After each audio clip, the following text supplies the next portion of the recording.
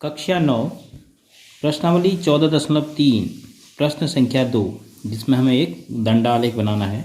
भारतीय समाज के विभिन्न क्षेत्रों में प्रति 1000 लड़कों पर लड़कियों की निकटतम 10,000 तक की संख्या के आंकड़े नीचे दिए गए हैं। तो ऊपर दी गई सूचनाओं को एक दंड आलेख द्वारा निरूपित कीजिए।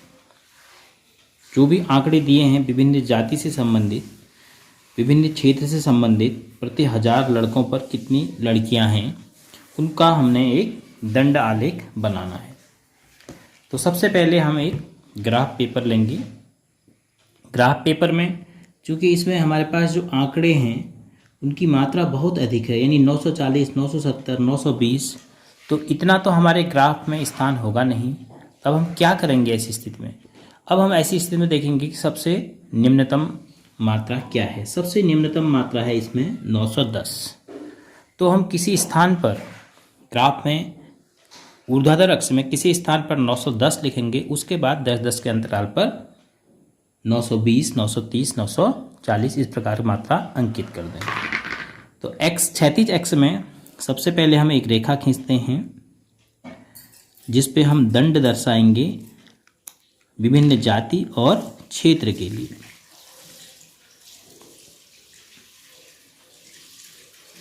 तो ये हमने एक क्षैतिज रेखा खींची। हमें कितने दंड दर्शाने हैं, कितने विभिन्न प्रकार के आंकड़े हैं? 1, 2, 3, 4, 5, 6, 7। तो हमारे पास 1, 2, 3, 4, 5, 6, 7, 8, 9, 10, 11, 12 हैं। तो हमारे पास 14 होने चाहिए कम से कम, तभी जाके हम प्रदर्शित कर पाएंगे। एक छोड़ के 1, 2, 3, 4, 5, 6, 7, 8, 9, 10, 11, 12, 13, 14। तो हम 7 हमें विभिन्न आंकड़े दर्शाने हैं। तो हम इसको बिल्कुल बाईं तरफ ले लेते हैं, क्योंकि हर एक दंड के बाद हमने उतना ही स्थान छोड़ना है और प्रत्येक दंड की चौड़ाई भी समान रखनी है। तो हम पहले दंड को इसमें दर्शाएंगे अनुसूचित जाति, फिर अनुसूचित, एक छोड़ के अनुसूचित जनजाति। अब ऐसे तो आप लिख नहीं पाएंगे, तब आप अपना ग्राफ ऐसे पलट देंगे। तो प्रत्येक दंड के लिए अब आप ऐसे नोट करेंगे, अनुसूचित जाति, अनुसूचित जाति। इसी प्रकार आप अपने हर दंड के नीचे उसका प्रकार नोट कर लेंगे कि वह दंड किसको प्रदर्शित कर रहा है। अनुसूचित जनजाति, अनुसूचित जनजाति। इस प्रकार हम बाकी दंडों के लिए भी करेंगे। और ऊर्ध्वाधर में अक्ष में हम अब बिल्कुल बाईं तरफ से यहाँ पर से हम अब एक सीधी रेखा खींचेंगे।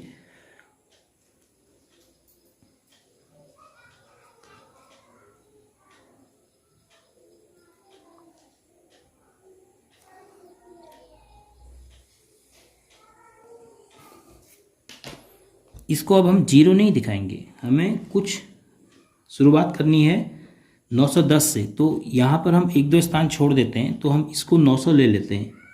इसको मैंने 900 लिख दिया।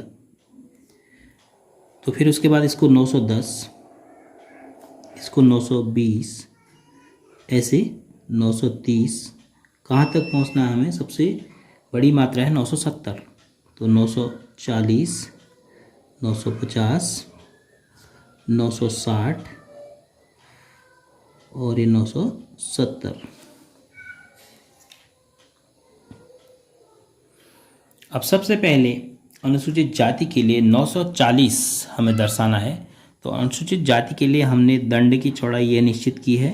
तो 940 का मतलब है यहाँ तक इसको हमें ले जाना होगा दंड को।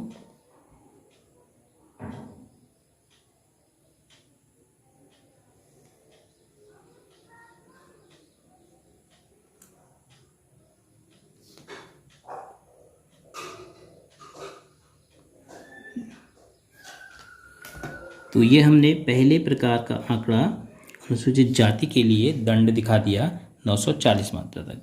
अब हम इसमें कोई पर्टिकुलर डिज़ाइन फिलअप कर सकते हैं। हर दंड के लिए आप सिंपल सी डिजाइन बना सकते हैं। बराबर दूरी पर तिरछी दिशा में मैं डैश डैश लगा दे रहा हूँ। तो अगले में किसी में प्लस साइन बना देंगे, किसी में डिवीजन का साइन बना देंगे, किसी में मल्टीप्लिकेशन का साइन बना देंगे, तो अलग अलग डिजाइन हो जाएंगे। उसके बाद दूसरा अनुसूचित जनजाति, उसके लिए है 970। तो अनुसूचित जनजाति के लिए हमने यह दंड निश्चित किया है, तो इसको हम 970 यानी टॉप तक यहाँ तक ले जाना है, तो 970 ये, तो हम इसको सीधे अपने स्केल से मिला देंगे।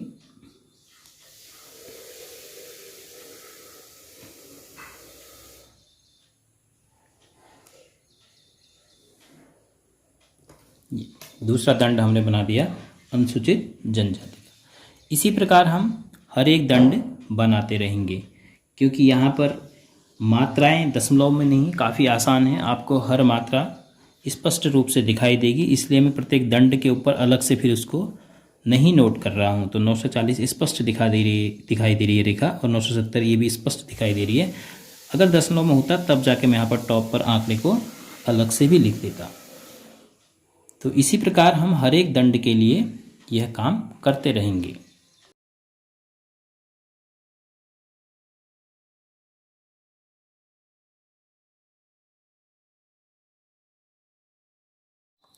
इस प्रकार प्रश्न संख्या 2 के प्रथम भाग को हम पूरा करते हैं, कि जिसमें पूछा गया था कि दिए गए आंकड़ों को एक दंड आलेख के रूप में निरूपित कीजिए। तो हमने इसको एक दंड आलेख के रूप में निरूपित कर दिया है। अब इसके दूसरे भाग में पूछा गया है कि कक्षा में चर्चा करके बताइए कि आप इस आलेख से, ये जो दंड आलेख बनाया है, कौन कौन से निष्कर्ष निकाल सकते हैं। तो प्रत्येक दंड आलेख में आपको एक दंड की लंबाई सबसे अधिक और एक दंड की लंबाई सबसे अगर कम मिलती है, तो एक दो निष्कर्ष तो आपको इसी से पता चल जाते हैं। क्या पता चलता है कि सबसे अधिक लंबाई का दंड किसका है, अनुसूचित जनजाति का। तो इसका अर्थ है कि अनुसूचित जनजाति में प्रति 1000 लड़कों पर लड़कियों की संख्या सबसे अधिक है, क्योंकि इस दंड की लंबाई सबसे अधिक है। और प्रति 1000 लड़कों पर लड़कियों की संख्या सबसे कम कहाँ है, वह है शहरी क्षेत्र में। तो शहरी क्षेत्र में प्रति 1000 लड़कों पर लड़कियों की संख्या सबसे कम है, न्यूनतम है। और एक और चीज़ आपको इस आलेख में दिख रहा है कि दो दंड जो हैं वो बराबर लंबाइयों के हैं। कौन कौन से हैं, वह है गैर अनुसूचित जाति जनजाति और गैर पिछड़े जिलों के दंड। तो इसका मतलब है कि प्रति 1000 लड़कों पर गैर अनुसूचित जाति जनजाति क्षेत्र में और गैर पिछड़े जिले में लड़कियों की संख्या बराबर है प्रति 1000 लड़कों पर।